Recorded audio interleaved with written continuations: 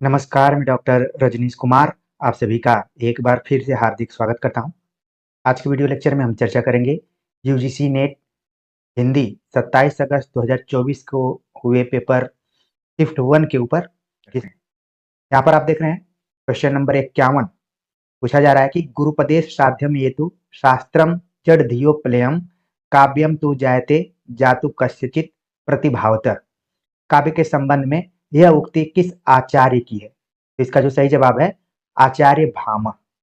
कई बार ये नीचे की पंक्ति पूछ ली जाती है तो दोनों ध्यान में रख सकते हैं। अगला जो प्रश्न यहाँ पर पूछा गया है कि भरत मुनि ने काव्य गुणों की संख्या कितनी मानी है? सही जवाब है ऑप्शन तीसरा 10 मानी है। आगे और चर्चा करते हैं। बागबां आया गुलिस्ता में कि सैयाद आया जो कोई आया मेरी जान को जल्लाद आया। अंग्रेजी राज्य के संदर्भ में यह कथन भारतेंदु के किस निबंध का है? सही जवाब है बादशाह दर्पण। अगला प्रश्न है क्रोचे के अनुसार अभिव्यंजना के संबंध में कथन है। विकल्पों में से सही उत्तर का चयन हमें करना है। तो जो सही उत्तर है ऑप्शन ए, सी और ई। क्रोचे के अनुसार अभिव्यंजना अंतः प्रज्ञा और अभिव्यंजना में अभेद है। कला सृष्टि केवल आंतरिक है, कला अखंड है। सही जवाब हो गया ऑप्शन तीसरा। अगला प्रश्न है कि भारत सरकार के राजभाषा विभाग का सी-डैक की सहायता से लीला हिंदी प्रबोध नामक सॉफ्टवेयर किसने तैयार किया है? सही जवाब है हेमंत दरबारी। आगे बात करें तो अगला प्रश्न है कि चीफ की दावत कहानी के आधार पर शामनाथ के संबंध में सटीक कथन है। हमें इसमें से 3 सटीक कथनों को चुनना है। तो इसका जो सही जवाब है ऑप्शन बी, डी और ई। शामनाथ ने मां को सफेद कमीज और सफेद सलवार पहनने के लिए कहा। पार्टी की कामयाबी सुनिश्चित कर लेना चाहते थे। दुनिया के कहे की चिंता होती थी। सही जवाब हो गया ऑप्शन बी, डी और ई। अगला प्रश्न है कोसी का घटवार के आधार पर गोसाई के कथनों को पहले से बाद के क्रम में लगाइए। तो यहाँ पर जो पांचों ऑप्शन दिए गए हैं इनके अगर क्रम को हम देखें तो सबसे पहले सी, फिर डी, फिर बी, फिर इसके बाद ई और सबसे अंत में है ए। ठीक, तो इस तरीके के अगर कथन आते हैं और हमें लगाने पड़ते हैं तो जाहिर सी बात है कि थोड़ा सा याद करना पड़ेगा और ये कठिन क्वेश्चन में रखे जा सकते हैं। अगला जो प्रश्न है निम्नलिखित राजनीतिक घटनाओं को पहले से बाद के क्रम में लगाइए। तो इसका जो क्रम है 5 घटनाएं दी गई हैं। उसमें पहले नंबर पर सार्वजनिक गणपति पूजा का आरंभ, फिर दूसरे पर बंग भंग विभाजन की घोषणा, फिर इसके बाद तीसरे नंबर पर अखिल भारतीय मुस्लिम लीग की स्थापना, फिर इसके बाद है चौथे नंबर पर अखिल भारतीय हिंदू महासभा का पहला अधिवेशन और असहयोग आंदोलन सबसे आखिरी में। तो ये सभी आप देख रहे हैं कि लगभग अगर मैं कहूं तो 1905 से लेकर 1920 तक की घटनाएं इसमें दी गई हैं। आगे बात करते हैं। अगला जो प्रश्न है पूछा जा रहा है कि पृथ्वीराज रासो मध्यकालीन ब्रज भाषा में ही लिखा गया है, पुराने राजस्थानी में नहीं, जैसा कि साधारणतया इस विषय में माना जाता है। यह कथन किसका है? ऑप्शन में जो सही जवाब है धीरेन्द्र वर्मा। अच्छा, यहाँ पर आप देख रहे हैं एक चीज कि पृथ्वीराज रासो ब्रज भाषा में लिखा गया, ऐसा धीरेन्द्र वर्मा का मानना था, पुराने राजस्थानी में नहीं, जैसा कि साधारणतः इस विषय में माना जाता है। ये थोड़ा सा आपके लिए नया क्वेश्चन हो सकता है और चैलेंजिंग भी लग रहा है। आगे बात करते हैं। अगला जो प्रश्न है कि मजदूरी और प्रेम निबंध के अनुसार पश्चिमी सभ्यता मुख मोड़कर जिस नए आदर्श को उन्मुख है उस आदर्श को दर्शाने वाले देवता कौन है? सही जवाब है टॉलस्टॉय। प्रेमचंद घर में उल्लिखित निम्नलिखित तथ्यों को सही क्रम में लगाएं। तो अगर हम प्रेमचंद घर में जीवनी को पढ़ें तो जो यहाँ पर क्रम हो रहा है कि शिवरानी देवी की पहली कहानी साहस प्रकाशित हुई, इसके बाद दूसरे नंबर पर प्रेमचंद द्वारा मोटेराम शास्त्री, घटनाओं को ही एक जगह रखा गया।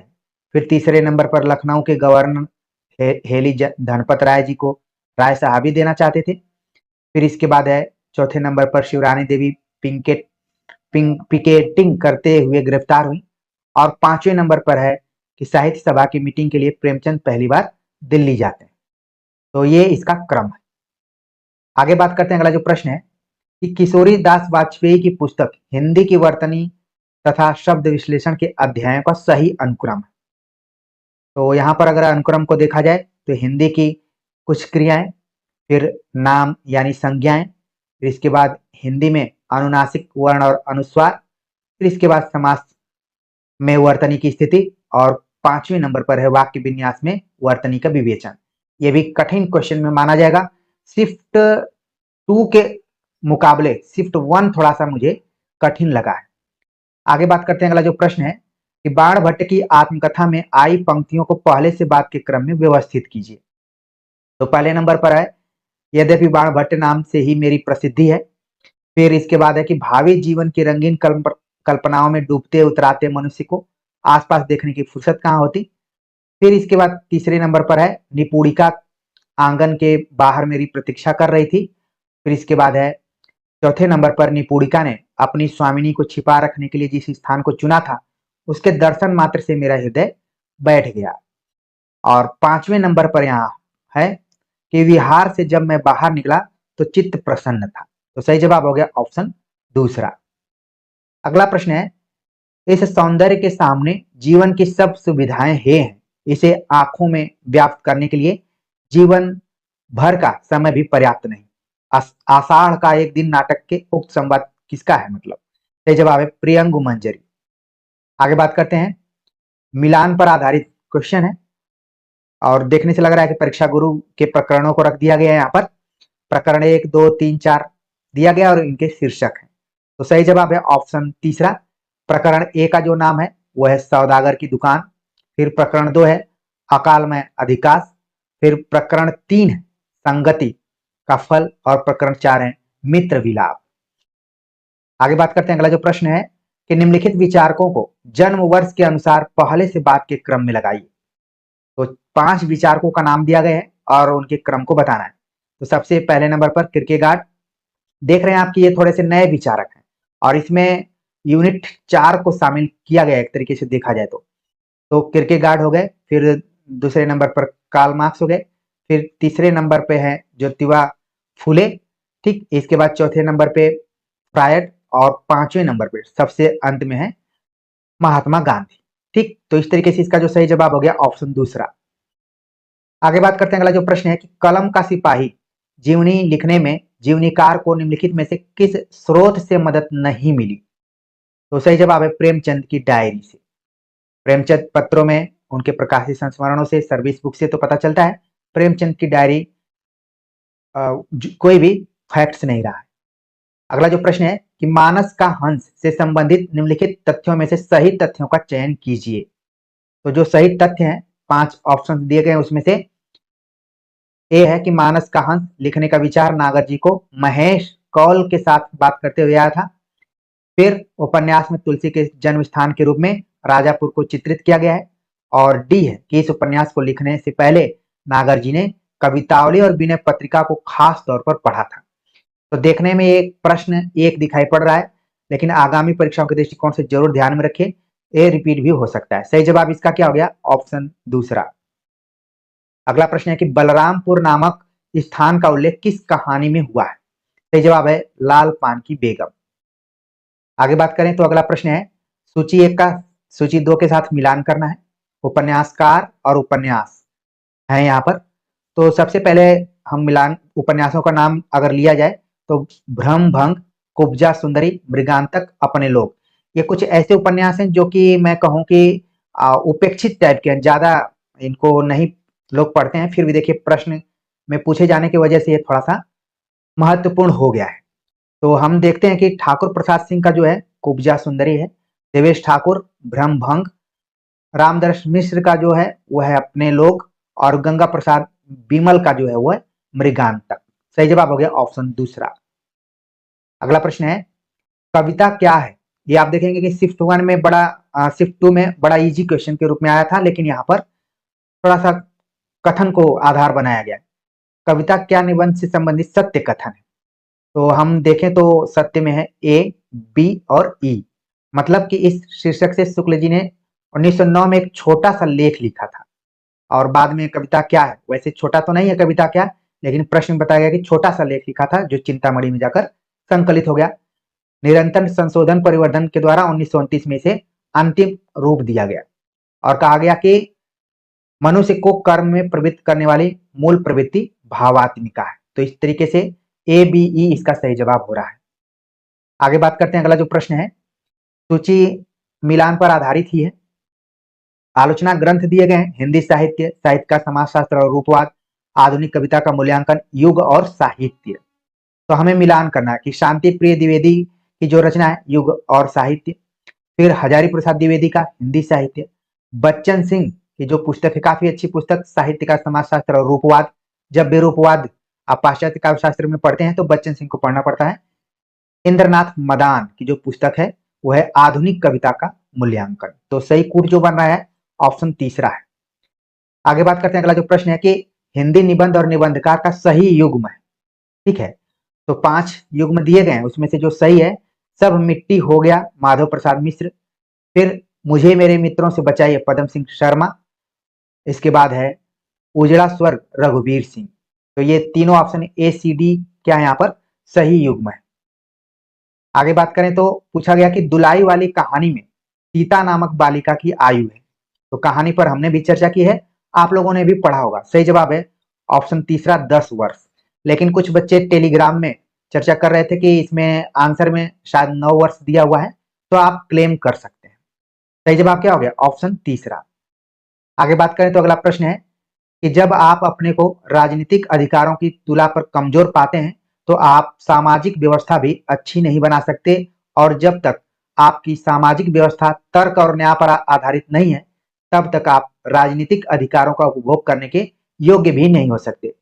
किस समाज सुधारक का कथन है ये? सही जवाब है महादेव गोविंद रानाडे।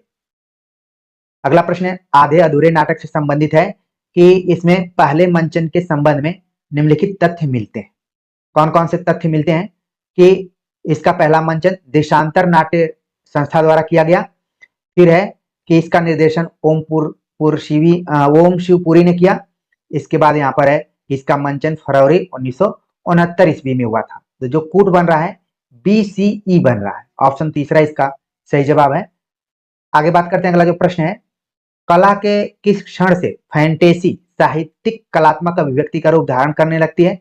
एक तरीके से आप देखें तो मुक्तिबोध एक की जो पुस्तक लगी हुई है एक साहित्यिक की डायरी, वहां से सवाल पूछा गया है। सवाल का सही जवाब है कला के तीसरे क्षण से।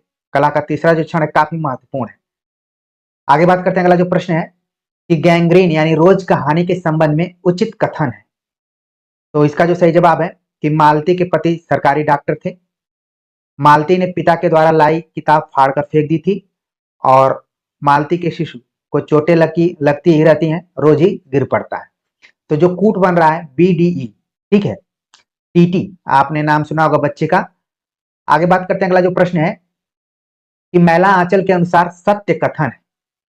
मैला आंचल 2 खंडों में लिखा गया उपन्यास है।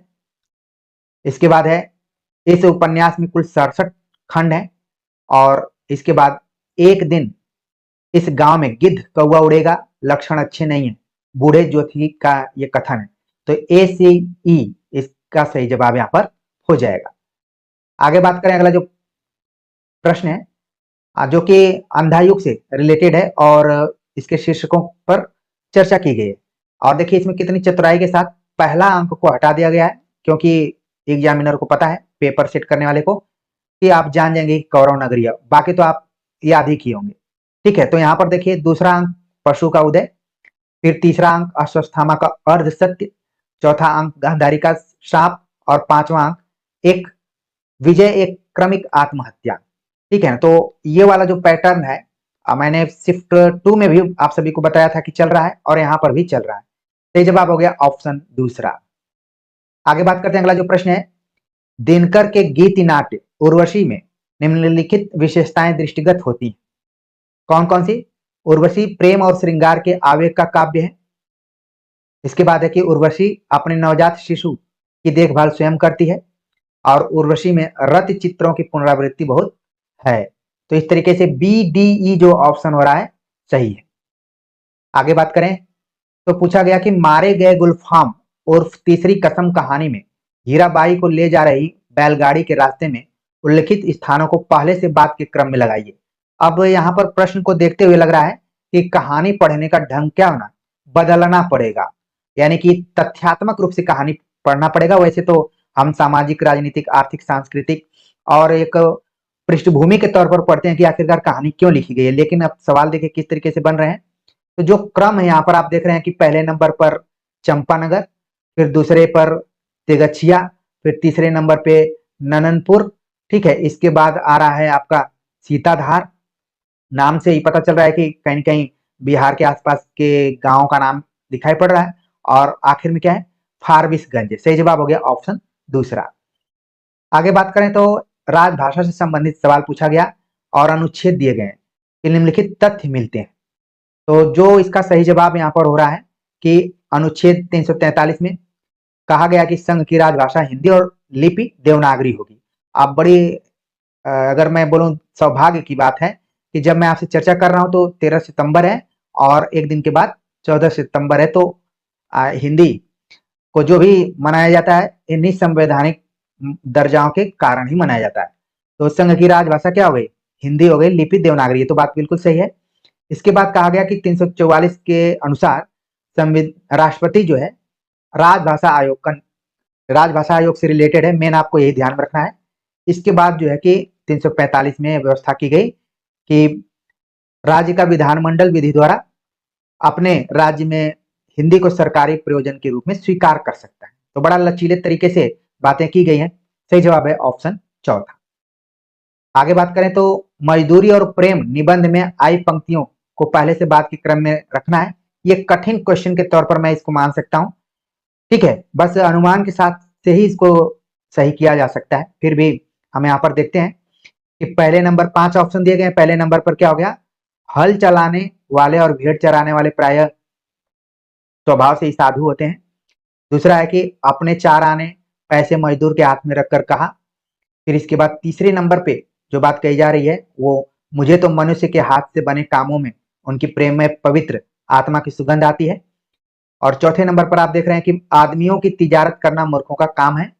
और सबसे आखिर में है कि पश्चिमी सभ्यता मुख मोड़ रही है, वह एक नया आदर्श देख रही है।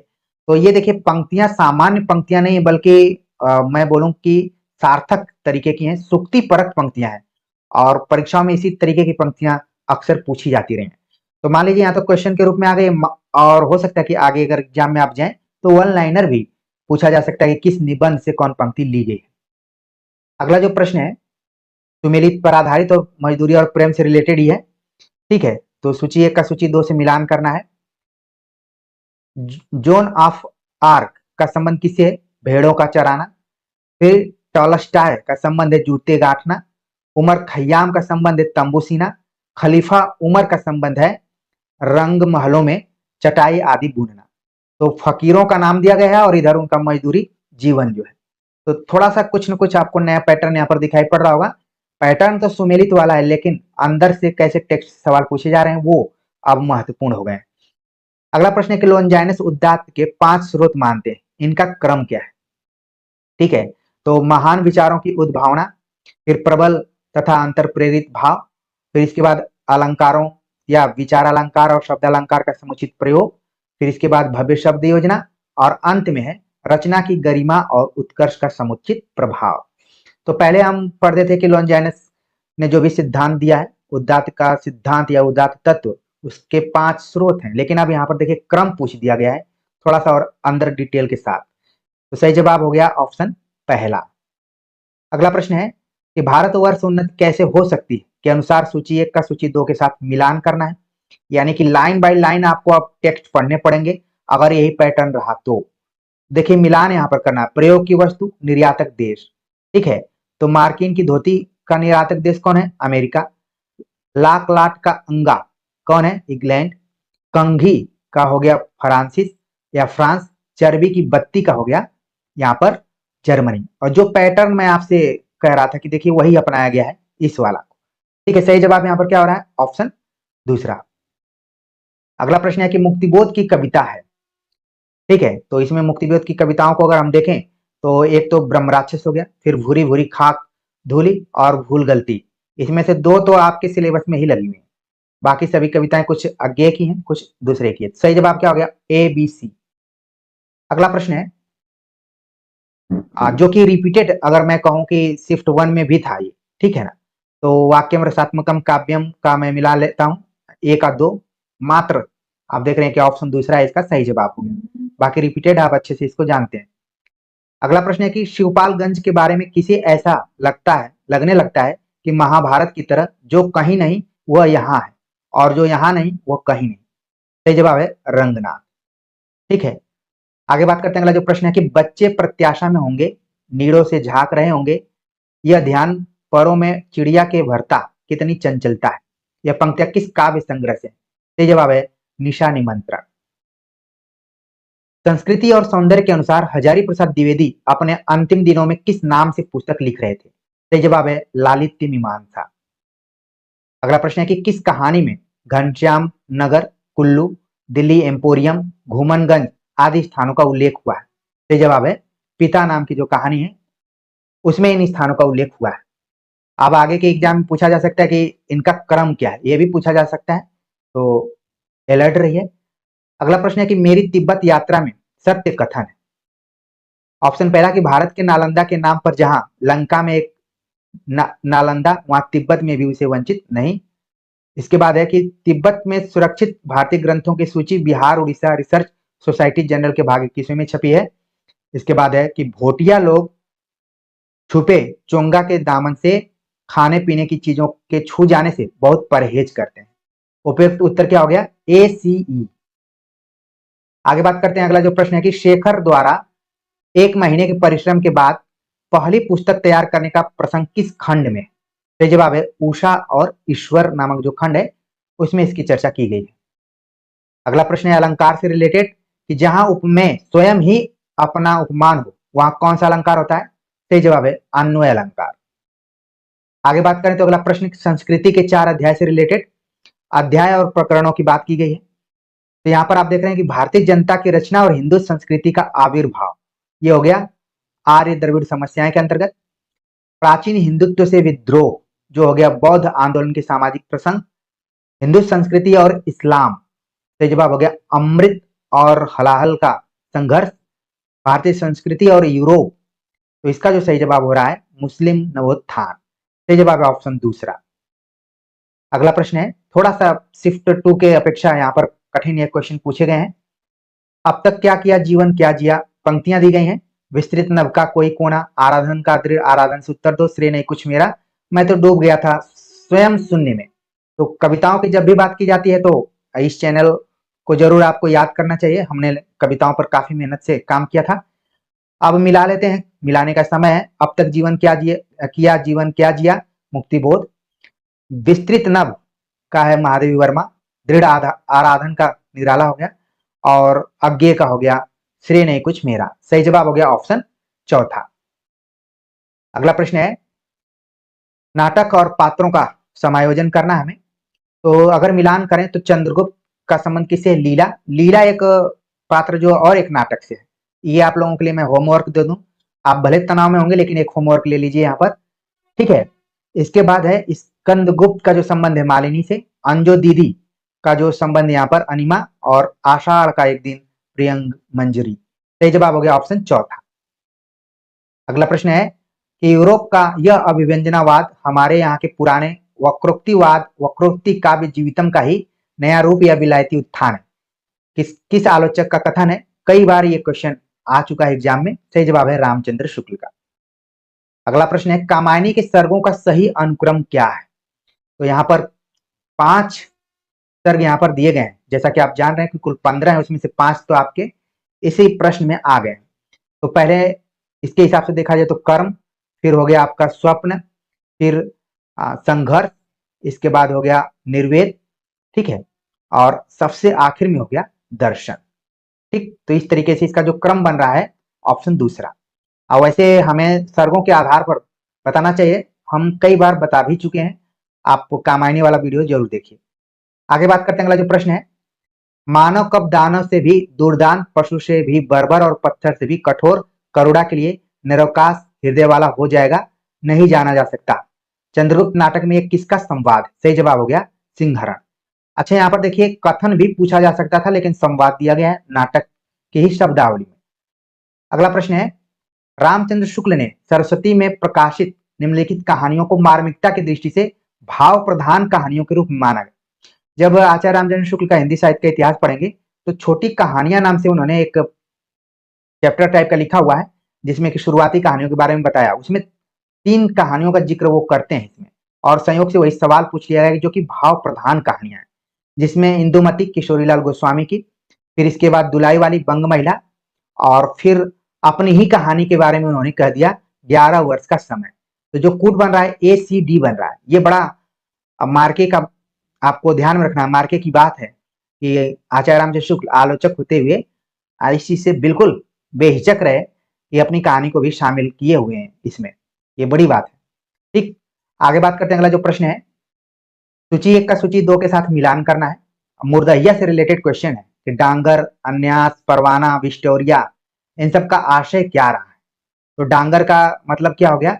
मरे हुए पशुओं का मांस। इसके बाद आप देख रहे हैं कि अन्यास का अर्थ हो गया लाल कपड़े में रखी हुई हस्तलिखित पांडुलिपि। परवाना का अर्थ क्या हो गया?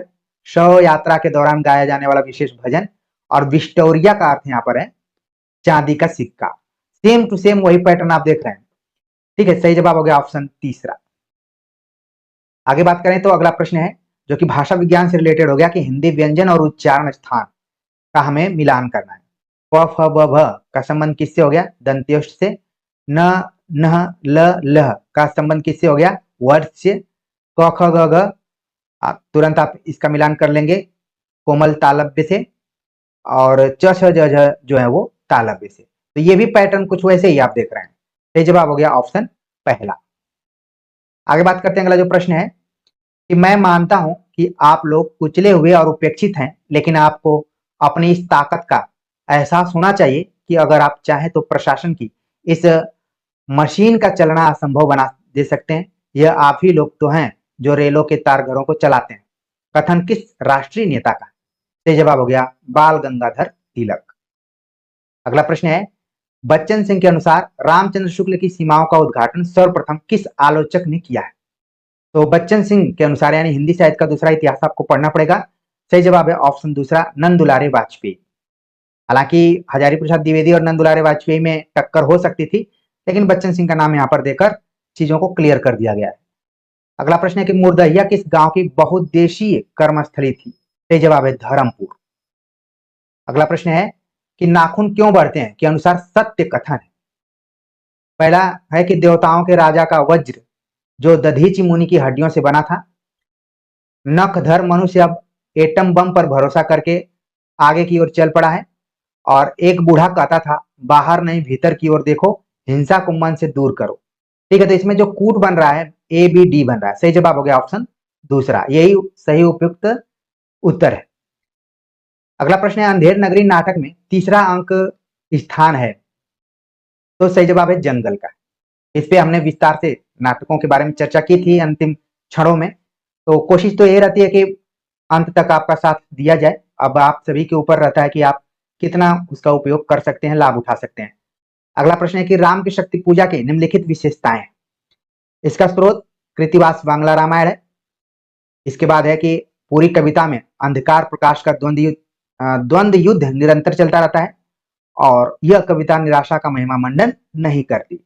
और हम भी जब अपने जीवन में हताश निराश होते हैं तो एक बार राम की शक्ति पूजा का पाठ जरूर करने का प्रयास करते हैं, जिससे कि लगता है कि नहीं, अगर राम जैसे व्यक्ति के जीवन में निराशा, हताशा, अंधकार, प्रकाश इत्यादि आ सकता है तो हम तो मनुष्य के तौर पर हैं। सही जवाब क्या हो गया? ऑप्शन दूसरा हो गया ADE। आगे बात करते हैं। अगला जो प्रश्न है, आगरा बाजार नाटक में पात्रों के पहले से बाद के संवादों का सही अनुक्रम है। तरबूज वाला, ककड़ी वाला, पान वाला, लड्डू वाला, बर्फ वाला।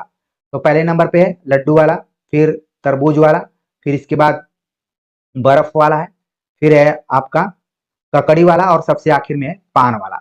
देखिए ये तो आगरा बाजार का पूछ दिया। ऐसे ही अंधेर नगरी का भी पूछ सकता है, आपको ध्यान में रखना पड़ेगा। ठीक, तो सही जवाब हो गया ऑप्शन पहला। अगला प्रश्न है, ध्रुव स्वामिनी नाटक में ध्रुव स्वामिनी के संवादों को पहले से बाद के क्रम में लगाइए। ये सब कठिन क्वेश्चंस के अंतर्गत आ सकते हैं यदि आपने टेक्स्ट नहीं पढ़ा है तो पहला ऑप्शन यहाँ पर है कि लौट जाओ इस तुच्छ नगरी, नारी जीवन के लिए इतने महान उत्सव की आवश्यकता नहीं। और फिर दूसरे नंबर पर है कि अपनी कामना की वस्तु न पाकर यह आत्महत्या जैसा प्रसंग तो नहीं। फिर इसके बाद तीसरे नंबर पर है कि चंद्रे तुम मुझे दोनों ओर से नष्ट न करो। और फिर है चौथे नंबर पर चंद्रे मेरे भाग्य के आकाश में धूमकेतु सी अपनी गति बंद करो। और पांचवें नंबर पर है तो फिर मेरा और तुम्हारा जीवन मरण साथ ही होगा। ये ध्रुव स्वामिनी में ध्रुव स्वामिनी के संवादों को यहाँ पर क्रम से, तो ये एक तरीके से इन पांचों संवादों को जरूर आप आगे के लिए ध्यान में रखिए। अगला प्रश्न है कि को नहीं पकड़त मेरो हाथ 20 कोटि सुत होत फिरत में हा हा होए अनाथ। भारत दुर्दशा नाटक में उक्त गीत किस अंक में है? सही जवाब है दूसरा अंक। अगला प्रश्न है कि शिव मूर्ति निबंध के अनुसार निम्नलिखित में से कौन सा मूर्तियों का मुख्य रंग नहीं है? सही जवाब है हरा। आगे बात करें तो राजा राम मोहन राय के संबंध में उचित कथन है। राजा राम मोहन राय भारत में राष्ट्रीय पत्रकारिता के संस्थापक माने जाते हैं। इसके बाद है कि उन्होंने संवाद कौमुदी और अल अकबर अखबार की स्थापना की और राजा राम मोहन राय ने सेंसरशिप कानून के विरुद्ध सशक्त आंदोलन चलाया। जो कूट बन रहा है ADE बन रहा है। आगे बात करें तो अगला प्रश्न है कोई भी हो वह क्या बोले पागल बनकर निर्भर न करे, अपनी दुर्बलता बल संभाल गंतव्य मार्ग पर पैर धरे। कामायनी के किस सर्ग से उद्धृत हैं पंक्तियां? सही जवाब है ईड़ा से। आगे बात करते हैं अगला जो प्रश्न है कि विष्णु प्रभाकर के अनुसार गांधी जी के आदेश पर महादेव देसाई ने शरद चंद्र की किन रचनाओं का गुजराती में अनुवाद किया? तो इसका जो सही जवाब है यहाँ पर जो ऑप्शन दिए गए हैं 5 उसमें है कि विराज बहू, फिर इसके बाद राम की सुमति और फिर इसके बाद है मझली दीदी। ठीक है ना, तो इनको आप ध्यान में रख सकते हैं आगे के लिए भी। सही जवाब हो गया ABD। अगला प्रश्न है कि निम्नलिखित में से किस कृति की को जिंदगी का एक टुकड़ा मात्र कहा गया है? सही जवाब है एक कहानी अभी। अगला प्रश्न है अरस्तु के त्रासदी के सिद्धांत के अंगों का सही अनुक्रम है। शिफ्ट 2 में भी कुछ अरस्तु के सिद्धांत से पूछे गए थे, यहाँ पर भी देखिए सवाल पूछ लिया गया लेकिन सीधा सवाल पूछा गया तो सही अनुक्रम पूछा गया है कथानक, विचार, चरित्र, गति, गीत और पद योजना। ठीक है, तो इसका जो क्रम है पहले कथानक है, फिर इसके बाद है चरित्र, फिर है विचार, फिर इसके बाद है आपका पद योजना, फिर सबसे आखिर में गीत है। ठीक, तो इस तरीके से आप याद करके रखिए इसको। अगला प्रश्न है प्रत्येक वस्तु की निर्भरता चूंकि प्रौद्योगिकी पर होगी इसलिए विकसित एवं विकासशील समाजों के मध्य दूरी कम नहीं होगी वरन बढ़ेगी। उक्त मंतव्य किस विचारक ने व्यक्त किया है? सही जवाब है ल्योतार्द। अगला प्रश्न है कि किसी चीज को न जानना यदि गलत है तो जानबूझकर न भूल पाना, हमेशा जोंक की तरह उससे चिपटे रहना भी यह भी गलत है। परिंदे कहानी का उक्त कथन किसने कहा है? सही जवाब है डॉक्टर मुखर्जी। अगला प्रश्न है जिमि लोण बिल्लज जई पाणिये तिम घरणी लयचित समरस जाई तखण जय पुण ते समझ अड़िंद। इन काव्य पंक्तियों के रचनाकार सिद्ध कवि कौन है? सही जवाब है कड़प्पा। अगला प्रश्न है काव्य भाषा के संदर्भ में वर्ड्सवर्थ के उपयुक्त कथन है। काव्य प्रबल भाव का सहज उच्छलन है, इसके बाद है भावदीप्त मनोदशा में रचना का आरंभ होता है और भाव चाहे जिन कारणों से उत्पन्न हो मन को आनंदित करते हैं। तो BCD जो यहाँ पर ऑप्शन बन रहा है उपयुक्त कथन के तौर पर। अगला प्रश्न है कि दयाराम नामक पात्र का वर्णन किस कहानी में हुआ है? सही जवाब है राजा निर्वंशिया। अगला प्रश्न है फोर्ट विलियम कॉलेज के संबंध में सही कथन है। ईस्ट इंडिया कंपनी ने प्रशासनिक सुधार के लिए 1800 में फोर्ट विलियम कॉलेज की स्थापना की। इसके बाद फोर्ट विलियम कॉलेज की स्थापना अंग्रेज अफसरों को भारतीय रहन सहन, सभ्यता, संस्कृति और देशी भाषा का ज्ञान कराने के लिए स्थापना हुई थी और जॉन गिलक्राइस्ट हिंदुस्तानी विभाग के प्रोफेसर नियुक्त हुए थे। तो एक तरीके से जो कूट बन रहा है ACD जो ऑप्शन है वो सही है। ठीक, आगे बात करते हैं। अगला जो प्रश्न है कि झुनिया को शरण देने पर पंचायत का दंड चुकाने के लिए होरी ने किसके हाथ अपने घर को 80 रुपए में गिरो रखा था? तो सही जवाब है झिंगुरी सिंह। अगला प्रश्न है कि मानुष प्रेम भयो वैकुंठी नाहित का छार भर मुठी, पद्मावत में यह कथन किसके द्वारा कहा गया है? सही जवाब है हीरामन शुक्ल, जो कि गुरु के तौर पर है। आगे बात करें तो मिलान पर आधारित है। निबंध और निबंधकार, साहित्य की महत्ता, साहित्य के मूल्य, साहित्य देवता, साहित्य कला और प्रेम। ठीक, तो यहाँ पर साहित्य की महत्ता किसका हो गया? साहित्य की महत्ता हो गया महावीर प्रसाद द्विवेदी का। साहित्य के मूल्य का सही जवाब हो गया बाबू गुलाब राय। साहित्य देवता कई बार एग्जाम में पूछा जा चुका है, ये माखनलाल चतुर्वेदी। और है यहाँ पर साहित्य कला और प्रेम।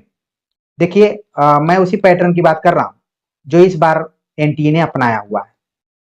आगे बात करते हैं। इस प्रश्न का सही जवाब आपने देख लिया होगा। ठीक, एक दूसरा होमवर्क मैं आप सभी को देना चाहता हूं कि एक रचना है भाग्य देवता। ठीक है, साहित्य देवता, भाग्य देवता, समय देवता भी है एक। तो इन रचनाओं को भी ध्यान में रखे, में भी कभी भी पूछे जा सकते हैं। अगला प्रश्न है कि सिंदूर की होली नाटक में मनोरमा के कथन है। मनोरमा के कौन कौन से कथन है सिंदूर की होली में? तो ऑप्शन जो दिया गया है कि मैं तुम्हें अपना दुल्हा तो नहीं बना सकती लेकिन प्रेमी बना लूंगी, ये मनोरमा का कथन है। फिर इसके बाद है कि कला की भावना किसके भीतर नहीं होती। इसके बाद है पुरुष का सबसे बड़ा रोग स्त्री है और स्त्री का सबसे बड़ा रोग है पुरुष। बहुत बड़ी बातें यहाँ पर कही गई हैं। ACD जो इसका सही जवाब है ऑप्शन चौथा। अगला प्रश्न है सुमेलित पर आधारित है। एक तरीके से देखा जाए तो एकदम से गोदान पर आधारित लग रहा है ये। ठीक है, राय साहब का कारकुन, सबसे बड़े महाजन, बीमा कंपनी की दलाली, बैंक मैनेजर और शक्कर मिल के मैनेजिंग डायरेक्टर कौन कौन है, ये हमें बताना है। राय साहब का कारकुन कौन है? पंडित नोखेराम। सबसे बड़े महाजन के तौर पर है झिंगुरी सिंह, जिनको कि 80 रुपए में गिरवी भी रखा था, ऊपर प्रश्न था। इसके बाद है बीमा कंपनी की दलाली कौन करता है? वो है श्याम बिहारी तनखा। बैंक मैनेजर और शक्कर मिल के मैनेजिंग डायरेक्टर के रूप में कौन है? मिस्टर खन्ना। तो देखिए क्या यहाँ पर है, भले कोई बोले कि कठिन कठिन पेपर आया था, लेकिन पैटर्न आप देख रहे हैं कैसा पैटर्न बनाया गया है कि अगर बता दिया जाए कि जाओ इस तरीके से कर लेना तो भी बहुत सारे परीक्षार्थी आराम से कर सकते थे। अगला प्रश्न है कि गोदान में आए प्रसंगों के को पहले से बाद के क्रम में व्यवस्थित कीजिए। तो यहाँ पर देखिए अलग अलग प्रसंग है। ठीक, तो पहले नंबर पर है भोला का होरी को गाय देना। फिर दूसरे नंबर पर है राय साहब के यहाँ धनुष यज्ञ। फिर तीसरे नंबर पे है दमड़ी बसोड़ का प्रसंग। इसके बाद यहाँ पर आप देख रहे हैं चौथे नंबर पर है शिकार का प्रसंग। और पांचवें नंबर पर सुंदरिया गाय की हत्या। तो ये सब प्रसंग है गोदान में। सही जवाब हो गया ऑप्शन तीसरा। अगला प्रश्न है सूची 1 का सूची 2 के साथ मिलान करना है, पत्र पत्रिकाओं पर आधारित सवाल। सज्जन कीर्ति सुधाकर, मुझे याद आ रहा है कि आपके एग्जाम के कुछ समय पहले ही हमने आचार्य रामचंद्र शुक्ल के इतिहास ग्रंथ के आधार पर गद्य साहित्य का विकास कैसे हुआ उस पर चर्चा की थी। और इसी उम्मीद से कि यहाँ से सवाल पूछे जा सकते हैं। जो विद्यार्थी हमारे ऊपर विश्वास किए रहे होंगे या उनको लग रहा होगा कि जो भी कह रहे हैं सर वो इम्पोर्टेंट है, तो निश्चित तौर पर इस तरीके के प्रश्नों को वो ध्यान में रख पाएंगे। सज्जन कीर्ति सुधाकर वंशीधर है इसके। प्रयाग समाचार, ठीक है, इसके हो गए आपका देवकी नंदन त्रिपाठी। शुभ चिंतक हो गया सीताराम। बिहार बंधु केशवराम भट्ट। सही जवाब हो गया ऑप्शन तीसरा। अगला प्रश्न है कि निम्नलिखित में से किशोरी लाल गोस्वामी का उपन्यास नहीं है। सही जवाब है श्यामा स्वप्न। ठीक है, आपके दिमाग में आ गया और किसका है, मैंने छोटा ही लिखा है। अगला प्रश्न है कि उत्तर प्रदेश सरकार द्वारा 31 जुलाई 1947 ईस्वी में गठित देवनागरी लिपि सुधार समिति के अध्यक्ष कौन थे? सही जवाब है नरेंद्र देव। अगला प्रश्न है कि पाली के प्रसिद्ध व्याकरण का चयन के अनुसार पाली में ध्वनियों की संख्या कितनी थी? सही जवाब है 41। अगला प्रश्न है मेरे राम का मुकुट भीग रहा में आई पंक्तियों का सही अनुक्रम है। थोड़ा सा निबंध से भी जो गीत योजना है उसको यहाँ पर टच किया गया है एग्जाम में। ठीक है, तो जो आप देख रहे हैं कि थोड़ा सा इसको तो मैं कठिन क्वेश्चन ही मानूंगा। ठीक है ना। यहाँ पर हम देखते हैं कि लागत अवध भयावह भारी पहले नंबर पे। फिर दूसरे नंबर पे है मानव काल राति अधियारी। फिर तीसरे नंबर पे है घोर जंतु सम पुर नर नारी। फिर आप देख रहे हैं कि यहाँ पर चौथे नंबर पर है डरपहि एक निहारी। और पांचवें नंबर पे है घर मसान परिजन जनुभूता। तो इन पंक्तियों को आगे के लिए जरूर आप ध्यान में रखिए। सही जवाब हो गया ऑप्शन तीसरा। अगला प्रश्न है हिंदी की सार्वदेशिक व्यापकता के संबंध में निम्नलिखित कथन मिलते हैं। हिंदी की व्यापकता और लोकप्रियता का एक कारण साहित्य एवं संगीत की दृष्टि से इसकी संपन्नता भी है। हिंदी को देशव्यापी बनाने में वैष्णव धर्म, सूफी संतों, निर्गुण सगुण कवियों की महत्वपूर्ण भूमिका रही है और हिंदी के विकास में राजनीतिक परिस्थितियों और गतिविधियों का बड़ा हाथ रहा है। तो ए बी डी सही जवाब यहाँ पर हो गया। अगला प्रश्न है, कहा गया कि जितना ग्राम गीत जितना ग्राम गीत शीघ्र फैलते हैं और जितना काव्य को संगीत द्वारा सुनकर चित्त पर प्रभाव पड़ता है उतना साधारण शिक्षा से नहीं होता। उक्त कथन किस लेखक का है? सही जवाब है भारतेंदु हरिश्चंद्र इस बात को कहते हैं कि जितना ग्राम गीत शीघ्र फैलते हैं और जितना काव्य को संगीत द्वारा सुनकर चित्त पर प्रभाव पड़ता है उतना साधारण शिक्षा से नहीं होता। अगला प्रश्न है, रुपया को बजाकर देखा जाता है और आदमी को एक ही बोली से पहचाना जाता है, यह उक्ति किस पात्र से संबंधित है? सही जवाब है बालदेव। आप देख रहे हैं यहाँ पर पूछा गया है, संस्कृति के 4 अध्याय किस लेखक का भारतीय संस्कृति के मूल उपादानों का ऐतिहासिक विकास प्रस्तुत करने वाला प्रसिद्ध ग्रंथ है? सही जवाब हो गया रामधारी सिंह दिनकर। आगे बात करते हैं, अगला जो प्रश्न है कि दुल्हन अंगिया काहे न धुआई में कबीर का अंगिया से क्या तात्पर्य है? सही जवाब है ऑप्शन तीसरा शरीर है। अंगिया का मतलब यहाँ पर शरीर है और अगर आप कबीर नामक पुस्तक देखेंगे तो इसमें इसका अर्थ बताया गया है। अगला जो प्रश्न है यहाँ पर पूछा गया कि अमृतसर आ गया कहानी में बाबू की मुस्कान विभत्स होने के पीछे क्या कारण हो सकता है? सही जवाब है विभाजन की विभीषिका का प्रभाव। अगला प्रश्न है, सिय मुख शरद कमल जिमि किमि कही जाए निस मलिन वह निस दिन यह बिगसाय में कौन सा अलंकार है? हमें बताना है। सही जवाब हो गया व्यतिरेक अलंकार है। अगला प्रश्न है, इतने बड़े हो गए अभी तक पढ़ने जाते हैं, न जाने कब तक पढ़ेंगे और क्या करेंगे इतना पढ़कर। लग रहा है कि आप लोगों के लिए एक क्वेश्चन बनाया गया था। पूछा गया कि किस कहानी से लिया गया है? सही जवाब है ईदगाह। आगे बात करते हैं, अगला जो प्रश्न है पूछा जा रहा है कि निम्नलिखित रचनाओं का उनकी विधाओं के साथ सुमेलित सही युग्म का कौन सा है? तो रचनाएं दी गई हैं प्रेमचंद घर में जो कि जीवनी के तौर पर है, एक कहानी यह भी जो कि आत्मकथा के तौर पर है और अरे यायावर रहेगा याद जो कि यात्रावृत्त के तौर पर है। तो आप देख रहे हैं कि सही युग्म हमें चुनना है। सही जवाब हो गया सी और डी। ठीक है, आगे के लिए जरूर इस प्रश्न को आप ध्यान में रखिए। देखने में एक प्रश्न है लेकिन इसमें कहीं न कहीं 5 क्वेश्चन छिपे हुए हैं। सही जवाब हो गया सी और डी। अगला प्रश्न है, निम्नलिखित निबंधों को उनके प्रकाशन वर्ष के अनुसार सही आरोही क्रम में लगाना है। भारतवर्ष उन्नति कैसे हो सकती है? नाखून क्यों बढ़ते हैं? श्री शंभू के चिट्ठे कविता क्या है? संस्कृति और सौंदर्य। तो अगर आप सिलेबस बढ़िया से देखे होंगे और केवल निबंधकारों को भी जानते रहेंगे तो भी इस प्रश्न का सही जवाब आप बता देंगे। तो इसका जो यहाँ पर सही जवाब है ऑप्शन दूसरा है ए सी डी बी ई। ठीक है, पहले नंबर पर भारतवर्ष उन्नति कैसे हो सकती है, दूसरे नंबर पर शिव शंभू के चिट्ठे, तीसरे नंबर पर कविता क्या है और चौथे नंबर पर नाखून क्यों बढ़ते हैं, पांचवें नंबर पर संस्कृति और सौंदर्य। मैं ज्यादा डिस्कस नहीं कर रहा हूं प्रश्नों को क्योंकि अभी आगे हम इस पर चर्चा करेंगे। अभी हमारा फोकस है कि सही उत्तर तक हम जा पाए। अगला प्रश्न पूछा गया था कि पाश्चात्य काव्य शास्त्र के संबंध में कौन से सही कथन है, इनका चयन हमें करना है। अरस्तु ने त्रासदी के 6 अनिवार्य अंग स्वीकार किए हैं और उन अंगों के बारे में बताया गया है। ठीक है, और कहा गया कॉलरिज ने कल्पना के 2 भेद माने हैं। इलियट ने परंपरा और व्यक्ति प्रज्ञा निबंध में घोषणा की कविता कवि व्यक्तित्व की अभिव्यक्ति नहीं व्यक्ति से पलायन है। आई रिचर्ड्स ने वृत्तियों को 2 वर्गों में बांटा। प्रैक्टिकल क्रिटिसिज्म में अर्थ विचार करते हुए रिचर्ड्स ने 4 प्रकार के अर्थों का उल्लेख किया है। तो हमें यहाँ पर सही उत्तर का चयन करना है। सही जवाब है बी सी और ई। ठीक है, बी सी और ई जो ऑप्शन यहाँ पर बन रहे हैं वो सही जवाब है। आगे बात करते हैं, अगला जो प्रश्न है कि प्रेमचंद की पत्नी शिवरानी देवी ने प्रेमचंद घर में नाम से उनकी जीवनी लिखी है, इसका प्रकाशन वर्ष बताना है। सही जवाब हो गया 1944। आगे बात करते हैं, अगला जो प्रश्न है नागमती वियोग खंड में पीयू वियोग अस बाउर जीव में बाउर शब्द का अर्थ क्या है, हमें बताना है। सही जवाब है बाउर का मतलब बावला होना। अगला प्रश्न है यहाँ पर जो कि सूची 1 से सूची 2 का मिलान पर आधारित है। एक तरफ कवियों का नाम है, दूसरे तरफ उनकी रचनाएं। ठीक है, श्रृंगार रस मंडन, चंद छंद वर्णन की महिमा, 84 वर्षों की वार्ता, अगहन महात्म्य। तो हम मिलान करते हैं, तो इसका जो यहाँ पर सही जवाब हो रहा है ऑप्शन चौथा हो रहा है। वैकुंठ अगहन महात्म्य जो है वैकुंठ मणि शुक्ल का है। श्रृंगार रस मंडन जो है, आप जानते हैं कि श्रृंगार रस मंडन जो रचना है, बी का ऑप्शन देखें तो यहाँ पर 3 हो रहा है। 84 श्रृंगार रस मंडन यहाँ पर हो रहा है आपका विट्ठल नाथ का, ठीक है। बी का 3 हो गया। गंग कवि का चंद छंद वरण की महिमा, तो इसका जो कूट बन रहा है यहाँ पर आप देखेंगे कि ए का 4 बन रहा है, अब बी का 3 बन रहा है, सी का 1 बन रहा है और डी का 2 बन रहा है। सही जवाब हो गया ऑप्शन चौथा।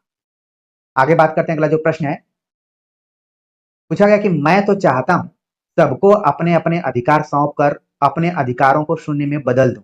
उपरोक्त कथन किस नाटक से लिया गया है? सही जवाब है महाभोज। अगला प्रश्न है कि दो फकीर शहर आशोभ गाते हुए हाल में पहुंचते हैं और स्टेज पर जाते हैं। कफनी पहने हुए, एक हाथ में कशकोल और तस्बीह। आगरा बाजार से पंक्तियां उठाई गई हैं। इसमें पूछा गया कि कशकोल का अर्थ क्या है? तो जब आप नाटक पढ़ेंगे तो ब्रैकेट में लिखा गया है भिक्षा पात्र। सही जवाब हो गया ऑप्शन चौथा। आगे बात करते हैं, अगला जो प्रश्न है जो कि सुमेलित पर ही आधारित है। कहानियों को सुमेलित करना है कि दुलाई वाली, इंदुमती, कानों में कंगना, उसने कहा था, ये कहानियां कब कब लिखी गई हैं, ठीक है। तो जैसा कि आप जान रहे हैं कि दुलाई वाली जो कहानी है 1907 में, इंदुमती 1900 में, कानों में कंगना 1913, उसने कहा था 1915। तो इस तरीके से इसका जो सही जवाब हो रहा है ऑप्शन चौथा हो रहा है। अगला प्रश्न है दिए गए विकल्पों में से हमें असत्य कथन का चयन करना है, ठीक है। यहाँ पर हमें ध्यान में रखना है कि असत्य कथन हमें बताना है। 5 कथन दिए गए।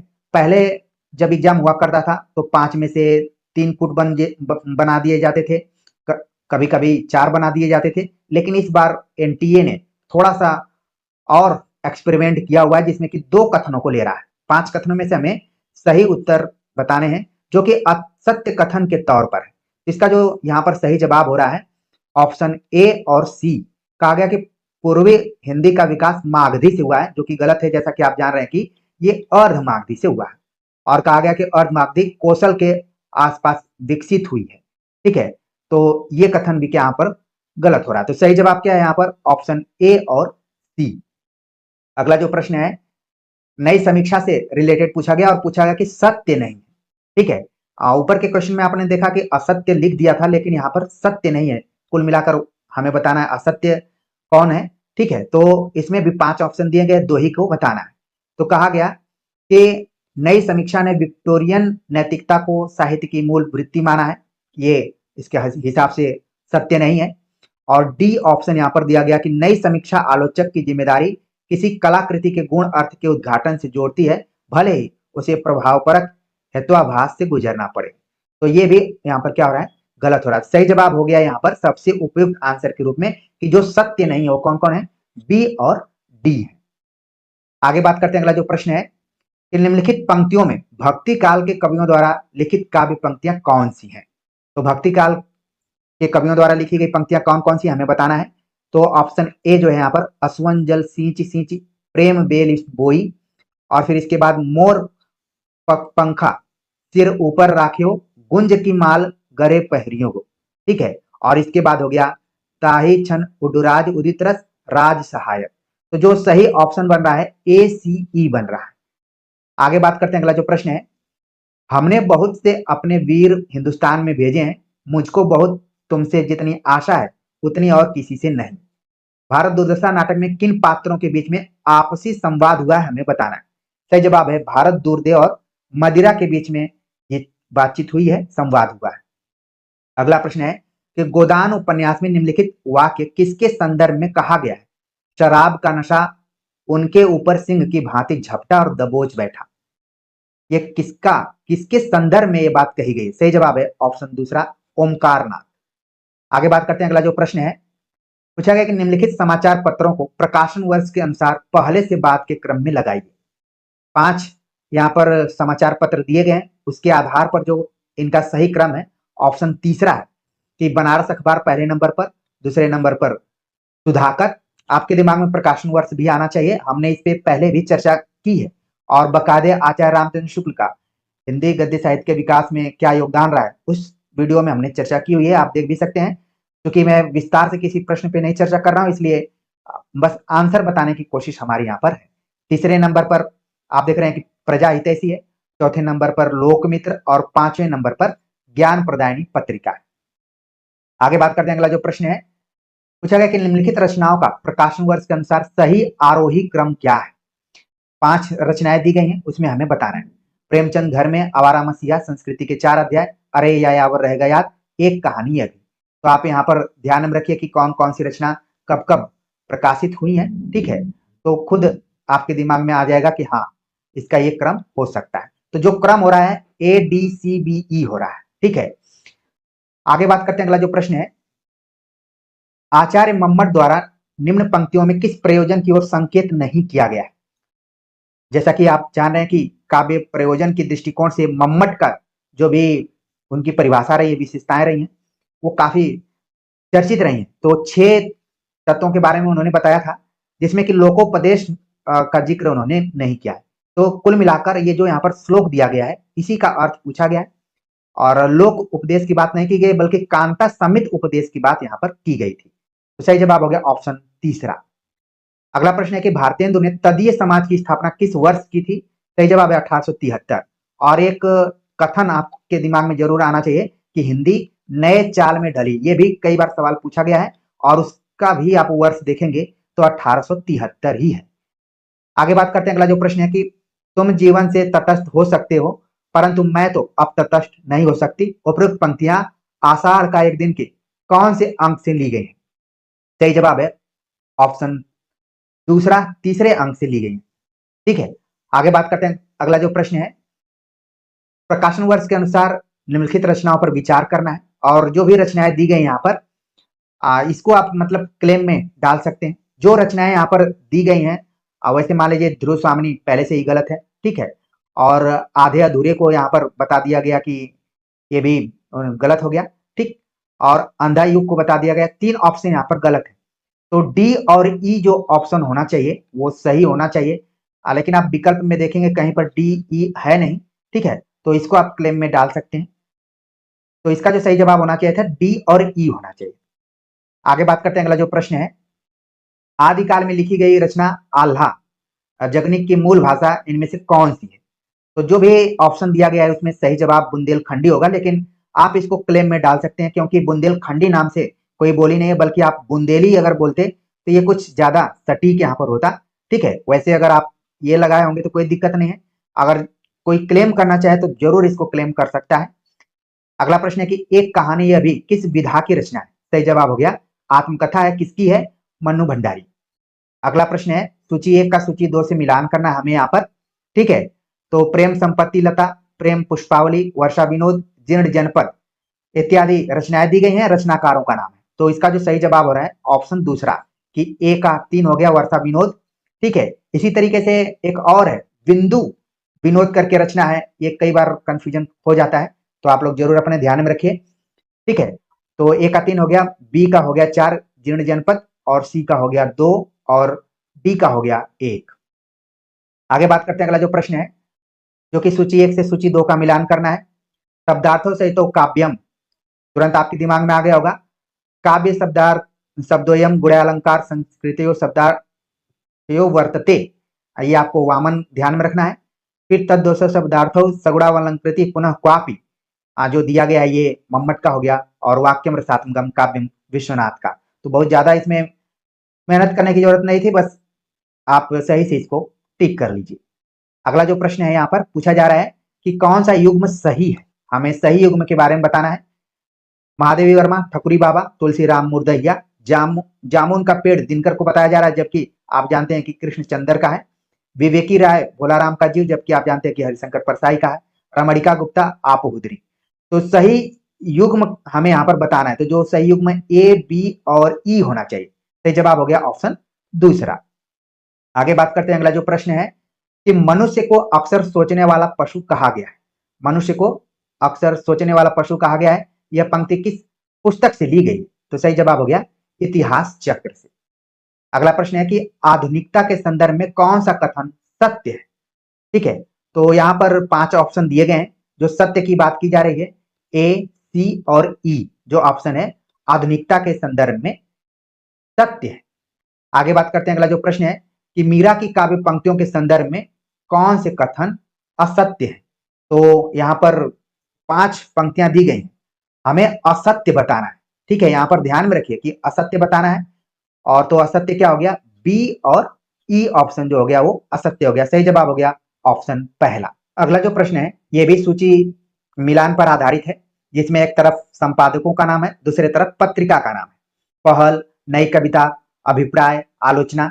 तो इन पत्रिकाओं का अगर हम मिलान करेंगे तो जो सही ऑप्शन हो रहा है वो ऑप्शन पहला हो रहा है। ठीक है, कि ए का 3 हो गया, फिर बी का 1 और सी का 2 और डी का हो गया आपका 4। इसमें आप देख लीजिए कौन सी पत्रिका आपको नई लग रही है, तो उसको ध्यान में आप रख लीजिए। आगे बात करते हैं। अगला जो प्रश्न है वो भी सूची पर आधारित है, जो कि पाश्चात्य काव्यशास्त्र से रिलेटेड रचनाएं हैं और रचनाकार। पेरिपोएटिक्स, बायोग्राफी लिटरेरिया, the secret wood, principle of literary criticism. प्रश्न देखिए बहुत ज्यादा कठिन तो नहीं आए हुए हैं, कुछ कुछ प्रश्न हैं जो कि कठिन हो सकते थे। तो यहाँ पर अगर हम मिलान करें तो इसका सही जवाब हो रहा है ऑप्शन चौथा हो रहा है कि पेरिपोएटिक्स जो है अरस्तू का है, बायोग्राफी लिटरेरिया कॉलरिज का, और सेक्रेट वुड्स जो है जो रचना है टी.एस. इलियट का, और principal of literary criticism IA. Richards का। आगे बात करें अज्ञेय के संबंध में, पूछा जा रहा है कि कौन सा कथन असत्य है। ठीक है, असत्य की बात हमें बताना है। तो इसमें जो सही कूट बन रहा है बी और सी, यानी कि कहा गया कि चिंता नामक कविता संग्रह 4 खंडों में है और हरी घास पर क्षणवट कविता में प्रतीकात्मक शैली के अंतर्गत मृत्यु का चित्रण किया गया है। ये दोनों कथन जो है आगे के संदर्भ में असत्य है। बी और सी इसका सही जवाब है। आगे बात करते हैं। अगला जो प्रश्न है सूची 1 का सूची 2 से मिलान करना है। आपके सिलेबस से हुबहू ये क्वेश्चन उठाया गया है। अगर आप सिलेबस भी थोड़ा सा अच्छे से देखेंगे तो इसको तुरंत बता देंगे आप। नामवर सिंह का जो निबंध लगा है संस्कृति और सौंदर्य, कुबेरनाथ राय का जो निबंध लगा है उत्तर फाल्गुनी के आसपास, सरदार पूर्ण सिंह का मजदूरी और प्रेम, रामचंद्र शुक्ल कविता क्या है। सही जवाब हो गया ऑप्शन पहला। अगला प्रश्न है कि स्कंदगुप्त के आमुख के अनुसार कौन सा कथन असत्य है। ठीक है, तो स्कंदगुप्त के आमुख को आपको पढ़ना पड़ेगा और उसके आधार पर जो असत्य कथन है वो है ए और बी। सही जवाब हो गया ऑप्शन पहला। आगे बात करते हैं। अगला जो प्रश्न है पूछा जा रहा है कि और बहुत जल्दी हो तो बिल करके काम चला लीजिए, जब तक कागज के घोड़े दौड़ते रुपए की क्या कमी है। परीक्षा गुरु उपन्यास के अंतर्गत यह किसका कथन है। तो सही जवाब है लाला ब्रज किशोर। आगे बात करते हैं। अगला जो प्रश्न है आकाशदीप कहानी के संदर्भ में और पूछा जा रहा है कि सबसे उपयुक्त उत्तर हमें बताना है। ठीक है, तो इसका जो यहाँ पर सही है कि दोनों बंदी नाव स्वतंत्र रूप के कारण मुक्त हो गए, और फिर है कि चंपा आजीवन दीप स्तंभ में आलोक जलाती रही, और सीई बताया जा रहा है कि बुद्धगुप्त ने चंपा से कहा कि छोटी नाव इधर घूमना ठीक नहीं। तो सही जवाब हो गया ऑप्शन ए सी ई। अगला प्रश्न है शेखर एक जीवनी उपन्यास के खंडों को उसके शीर्षकों के साथ मिलान करना। ठीक है, तो पहला खंड जो है उषा और ईश्वर, दूसरा खंड बीज और अंकुर, तीसरा खंड प्रकृति और पुरुष, और चौथा खंड पुरुष और परिस्थिति। आगे के लिए भी जरूर इसको ध्यान में रखिए। इसका सही जवाब हो गया ऑप्शन पहला। अगला जो प्रश्न है पूछा जा रहा है कि निम्नलिखित में से कौन सा युग्म सही है। ठीक है, तो यहाँ पर रचनाओं का नाम दिया गया। ठीक, अलग अलग रचनाएं, कुछ कहानियां कुछ उपन्यास हैं। ठीक, बल्कि सभी उपन्यासी हैं। ठीक, तो कहा गया कि सही युग्म कौन सा है। तो पहला है कि याद रखो सूरज सारी दुनिया लोक ऊपर थल्ले में धरती आकाश में सबसे बड़ा है, जिंदगी नामा का है।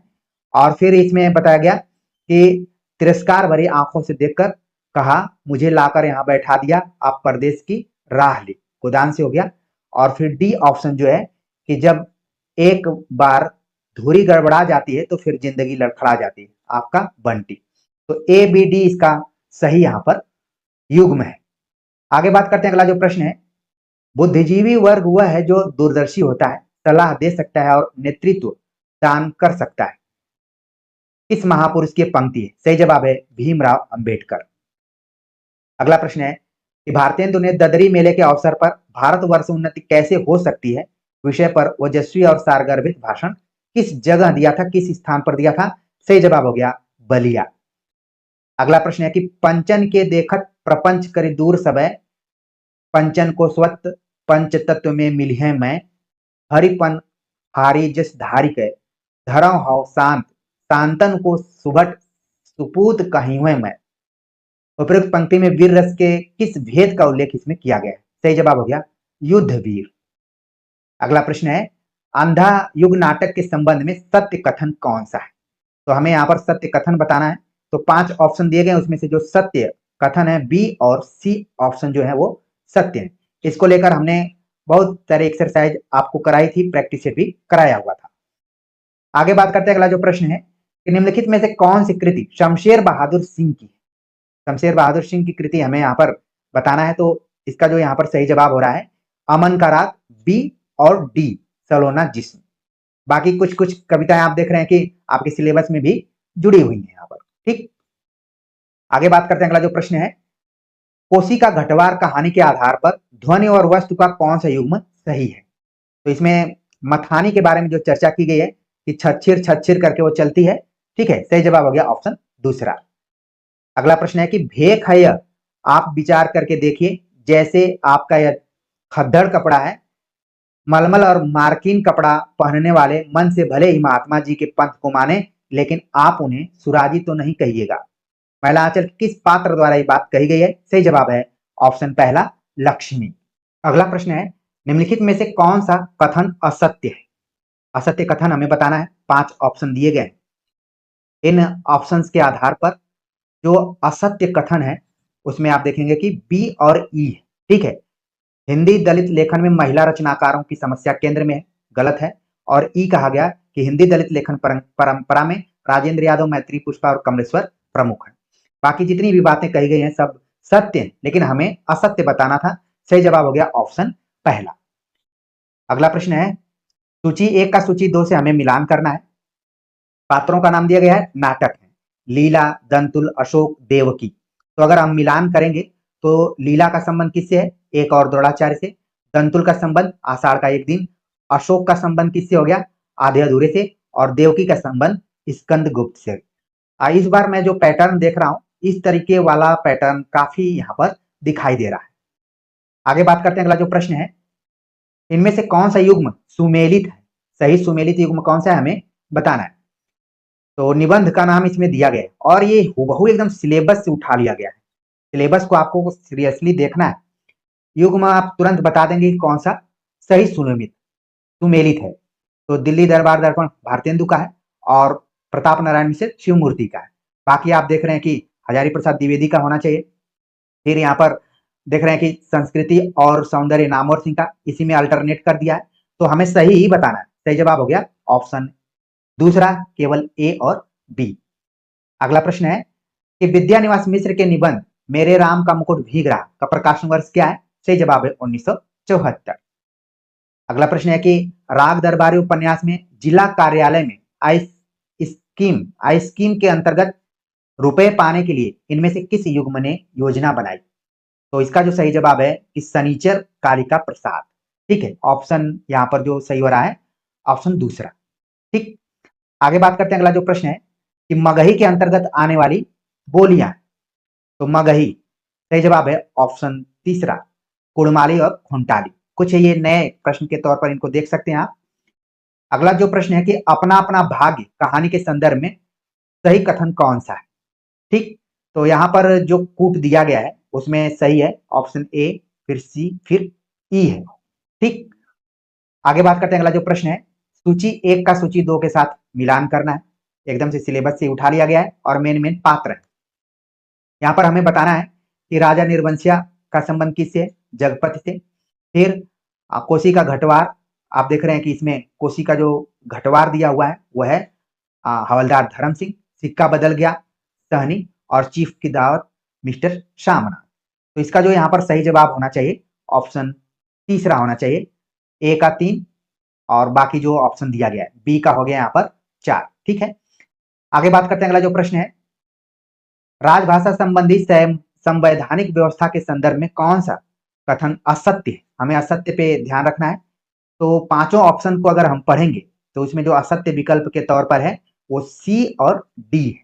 ठीक, तो सही जवाब हो गया ऑप्शन पहला। अगला जो प्रश्न है, छत्तीसगढ़ी बोली के संदर्भ में कौन सा कथन असत्य है? तो ऑप्शन चौथा इसका सही जवाब है, गोंडानी छत्तीसगढ़ी बोली का एक रूप है। ये ऑप्शन क्या है यहाँ पर? गलत है।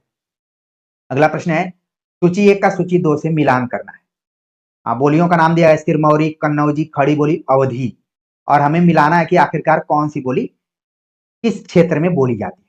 तो आप देखेंगे बुलंदशहर का खड़ी बोली हो गया, फिर फतेहपुर का हो गया अवधी, इसके बाद मंडी का हो गया सिरमौरी, और इटावा जो बोली है वो कन्नौजी हो गया। तो इस तरीके से सही जवाब हो गया ऑप्शन तीसरा। अगला प्रश्न है, भारतीय काव्य शास्त्र के बारे में हमें बताना है कि कौन सा कथन सही है विभिन्न संप्रदायों के आधार पर। तो जो इसका कूट है यहाँ पर सत्य के रूप में, कि आचार्य कुंतक ने रीति रचना के 3 मार्ग बताए, सुकुमार, विचित्र और मध्यम। फिर इसके बाद भट्टनायक ने निष्पत्ति का अर्थ भुक्ति और संयोग से लगाया, और कहा गया कि ध्वनि के 3 भेद माने गए, वस्तु, अलंकार और रस। तो इस तरीके से सही जवाब हो गया ऑप्शन ए, सी, डी। अगला प्रश्न है, तमस उपन्यास में आई घटनाओं को पहले से बाद के क्रम में लगाइए। थोड़ा सा ये रटने वाले या फिर याद करने वाले पैटर्न को हम यहाँ पर देख सकते हैं। ऐसे प्रश्नों को करना थोड़ा सा मुश्किल हो सकता है, फिर भी हमने खोजा है और आप लोगों ने भी परीक्षाओं में किया होगा। पहले नंबर पर हो गया यहाँ पर सी, ठीक है, दूसरे नंबर पर बी, फिर तीसरे पर ए, फिर चौथे पर ई और पांचवें पर डी। सही जवाब हो गया ऑप्शन पहला। आगे बात करते हैं, अगला जो प्रश्न है इस पे आप क्लेम कर सकते हैं, ठीक है। जयशंकर प्रसाद के काव्य ग्रंथों को प्रकाशन वर्ष के आधार पर लगाना है। आंसू, लहर, झरना, चित्राधार, महाराणा का महत्व इत्यादि दिया है। जो कूट इसमें दिए गए हैं वो होने चाहिए EDCAB। जहां पर कुछ इस तरीके से दिखाई नहीं दे रहा है तो आप इसको क्लेम कर सकते हैं। आगे बात करें, अगला जो प्रश्न है सुमेलित पर आधारित है, जो कि जन्म वर्ष पर आधारित प्रश्न है। मैथिली शरण गुप्त का जन्म कब हुआ, सुमित्रा नंदन पंत का जन्म कब हुआ, माधवी वर्मा का कब हुआ, और राम नरेश त्रिपाठी का जन्म कब हुआ है। तो यहाँ पर जो सही जवाब इसका यहाँ पर हो रहा है वो हो रहा है ऑप्शन दूसरा, ठीक। आगे बात करते हैं, अगला जो प्रश्न है कि कौन सा पात्र झूठा सच उपन्यास में नहीं है, हमें इसको बताना है, ठीक। तो 5 इसमें पात्रों के नाम दिए गए, उसमें जो नहीं है उसमें मुंशी चुन्नीलाल नहीं है और मिस्टर ब्राइट नहीं। बाकी आप देखेंगे कि जितने भी पात्र हैं सब झूठा सच उपन्यास से जुड़े हुए। सही जवाब हो गया ऑप्शन चौथा। आगे बात करते हैं, अगला जो प्रश्न है कि अचरज होत तुमहु सब गोरे बाजत कारे, तासो कारे कारे शब्द हूं पर है वारे। प्रेम घन की पंक्तियां हैं, किस महापुरुष के अपमान पर लिखी गई? सही जवाब है दादा भाई नौरोजी, जिनको कि काला कहकर पुकारा गया था, तो प्रेम घन ने उसको लिख दिया है।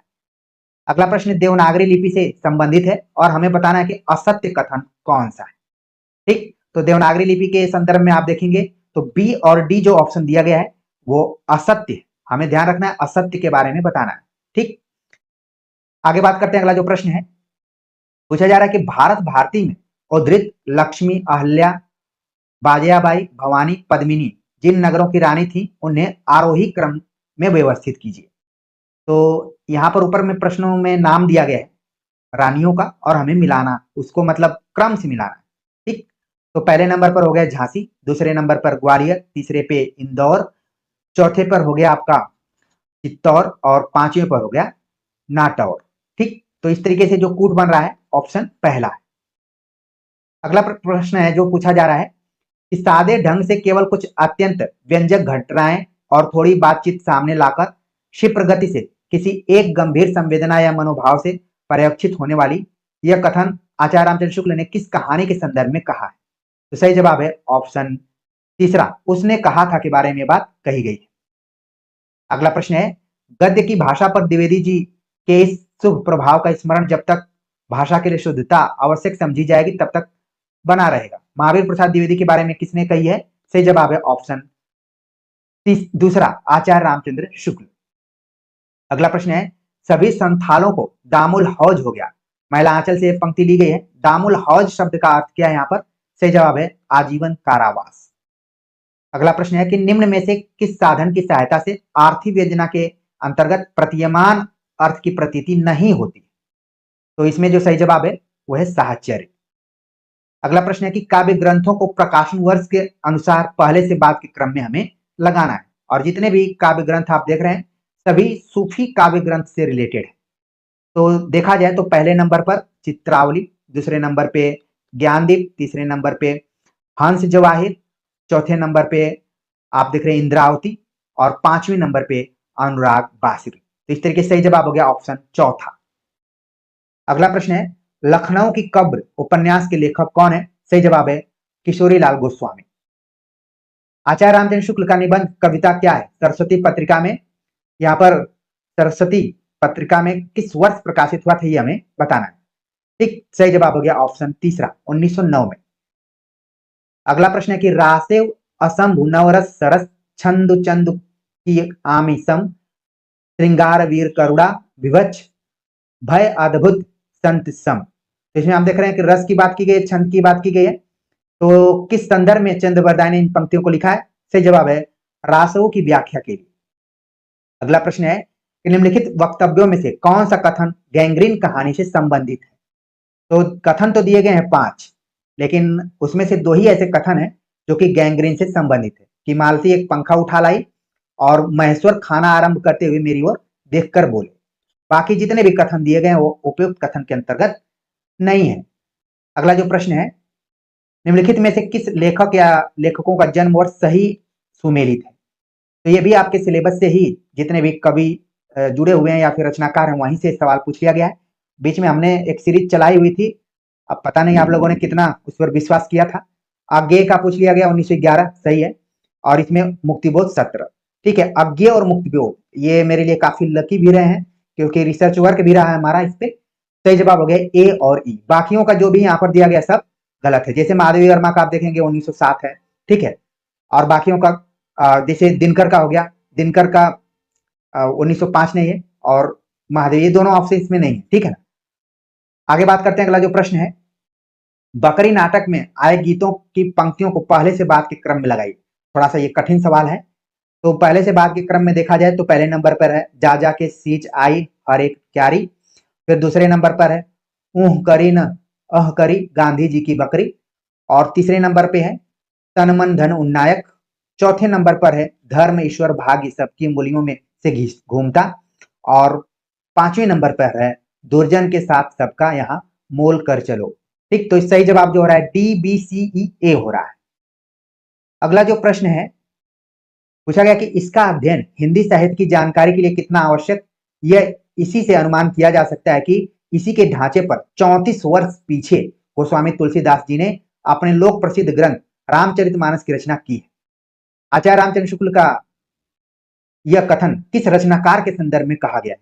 तो बात तो की जा रही है तुलसीदास की, लेकिन सही जवाब हो गया ऑप्शन दूसरा, जायसी के बारे में बात कही जा रही है। ठीक, आगे बात करते हैं। अगला जो प्रश्न है, पूछा गया कि कथनों पर विचार करते हुए सही उत्तर का चयन कीजिए। तो यहाँ पर बताया गया कि साहित्य को जनजीवन के समीप लाने का श्रेय भारतेंदु युग के निबंधों को कहा जा सकता है। विचार प्रधानता और गंभीर मनोभावों का विवेचन द्विवेदी युग की विशेषता रही है। छायावाद में केवल ललित निबंध लिखे जा रहे थे, गलत है। हजारी प्रसाद द्विवेदी केवल विचार प्रबंध निबंध ही लिखे हैं, ये भी यहाँ पर क्या है, गलत है। ललित निबंध के अंतर्गत कुबेर नाथ राय ललित निबंधकार है, सही है। तो जो कूट बन रहा है ए बी ई बन रहा है। अगला जो प्रश्न है वक्रोक्ति सिद्धांत के संबंध में और बताना हमें कि असत्य है। ठीक, तो वक्रोक्ति सिद्धांत को आप देखेंगे तो बी और डी जो ऑप्शन दिए गए हैं ये क्या है, असत्य है। आगे बात करते हैं। अगला जो प्रश्न है कृपा कांड, बड़ा ही छोटा सा प्रश्न, सही जवाब हो गया कृपा कांड का रचयिता कौन है, घनानंद है। अगला प्रश्न है सूची 1 का सूची 2 के साथ मिलान करना है। ठीक है, तो यहाँ पर हमें अगर हम मिलान करेंगे उपन्यासों का प्रकाशन वर्ष दिया गया है तो झूठा सच का हो गया 1958, ये भी आपके सिलेबस से ही उठाया गया। थोड़ा सा भी अगर आप देख कर जाएंगे तो आप आराम से सवाल कर सकते हैं। महिला आंचल का हो गया 1954। गोदान यहाँ पर देखिए 1935 दिया, लेकिन सही मायने में क्या होना चाहिए था 36। छोटी सी बात को लेकर आप क्लेम कर सकते हैं क्योंकि हर जगह यही पढ़ाया जा रहा है और प्रश्न कैसे बनाया जा रहा है, ठीक है ना, तो इसको आप क्लेम कर सकते हैं। मानस कहां से 1974 हो गया। ठीक, तो सही जवाब नियरेस्ट जो आंसर है ऑप्शन चौथा है। आगे बात करते हैं। अगला जो प्रश्न है माटी की मूर्तें किस विधा की रचना है? ये एक प्रश्न के विकल्प में भी आया हुआ था, माटी की मूर्ति। सही जवाब हो गया संस्मरण। अगला प्रश्न है कि आचार्य रामचंद्र शुक्ल ने आधुनिक काल के किन 2 निबंधकारों की को हिंदी का स्टील और एडिशन कहा है? इसको लेकर मैंने कितनी बार आप लोगों को सचेत किया होगा। सही जवाब है बालकृष्ण भट्ट और प्रताप नारायण मिश्र। अगला प्रश्न है कि आगरा बाजार नाटक के पात्रों को उनके वक्तव्य के साथ सुमेलित करना है। ठीक है, तो जब हम सुमेलित करेंगे तो जो दिया गया कि आपस में तू तू मैं शुरू हो गई, इसको कौन कहा है? इसको किताब वाले ने कहा है। फिर अबे मैंने तुम लोगों को का क्या बिगाड़ा था, इसको किसने कहा है? इसको बर्तन वाला ने कहा। बादशाह सलामत की उस्ताद है, इसको किसने कहा? इसको हमजोली ने कहा। और आपका दिमाग जैसे आसमान पर सूरज, मेरी हैसियत जैसे जमीन, इस बात को किसने कहा है? ककड़ी वाला ने कहा है। तो यहाँ पर आप देख रहे हैं कि जो कूट मिल रहा है वो ऑप्शन तीसरा वाला कूट यहाँ पर मिल रहा है। आगे बात करते हैं, अगला जो प्रश्न है सुमेलित पर आधारित प्रश्न। फिर से एक तरफ यात्रा वृत्तांत है और देखिए कैसे एनटीए वाले ने एकदम नींद में क्वेश्चन को बनाया हुआ है। इसको भी आप क्लेम कर सकते हैं यहाँ पर। ठीक है, इतना तो गांजा पीने वाले और लोग नींद में नहीं रहते हैं। लेखक का नाम कैसे दे दिया और क्या कर दिया। ठीक है, तो खैर हम लोग फिर भी इसको मिलान कर लेंगे। इसका ऑप्शन तीसरा इसका सही जवाब हो रहा है। राहुल साकृत्यायन किन्नर देश, भगवत सरल उपाध्याय सागर की लहरों पर, प्रभाकर द्विवेदी, यहाँ पर आप देख रहे हैं कि इसका जो सही जवाब यहाँ पर हो रहा है पार उतरी कहीं जइयो, अमृतलाल बेंगड़ हो गया नर्मदा, सौंदर्य की नदी नर्मदा। ठीक है, तो सी तीसरा ऑप्शन यहाँ पर सही हो गया। अगला प्रश्न है निम्नलिखित निबंधकारों का जन्म वर्ष के अनुसार सही आरोही क्रम क्या है? तो ये भी आपके सिलेबस से हूबहू एकदम से उठा लिया गया है। बस आप जानेंगे कि पहले कौन सिलेबस में है तो भी आप कर देंगे। तो भारतेंदु सबसे पहले हो जाएंगे, फिर हो जाएंगे सरदार पूर्ण सिंह हो जाएंगे, फिर रामचंद्र शुक्ल हो जाएंगे। इसी में खाली हेर फेर कर दिया था। ठीक, तो चौथे नंबर पर हो जाएंगे आपके विद्यानिवास और पांचवें नंबर पे नामवर सिंह। तो सही जवाब हो गया ऑप्शन तीसरा। अगला प्रश्न है खली बोली का प्रथम महाकाव्य किसे माना जाता है? अब इससे इजी क्वेश्चन तो आ ही नहीं सकता है।